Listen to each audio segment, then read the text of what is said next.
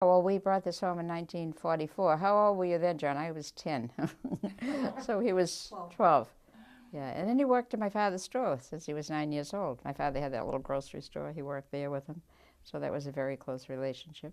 My parents married in 1930. They both came from the west of Ireland. It was the Depression time. They lost their house. So we were in a rented house here in Brighton. And my dad had a little store. He began to do better in World War II. So he bought this house with a big mortgage. When he bought it, it was $7,500. And as an Irishman, he thought it was too much. It's a two-family house. But we also had, at that time, a little attic apartment upstairs with rooms. He's my brother, my friend. Yeah. I mean, but like every family, we had our joys and sorrows and ups and downs, you know. But it's love and joy that makes me think of John.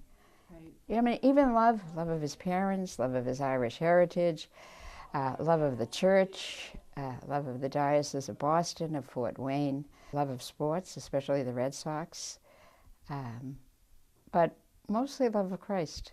I mean, he's fallen in love with God. And he got that from my parents, whose faith was profound but simple. Yeah. You know, and they came from Ireland, poverty in Ireland, and came here, and the faith was so strong. It's like visiting your parents. Right. Because you come back to the house where you grew up, and I always cherished it, where I informed my mother and father that I was made a bishop.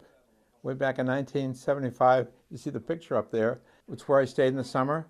My sister Ann, who's a religious sister, she has kept an eye on it, taking care of it. It's not just that we both love the Red Sox, which we do. I'm crazy, almost as crazy as he is.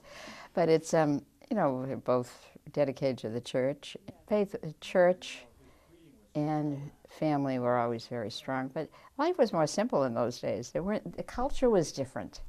Three things for us were the home, the church, and the ballpark. That's all we had, the three of them, all within walking distance. The seminary where I studied is within walking distance here too. So I was a small town guy until I went to the big cities in Indiana.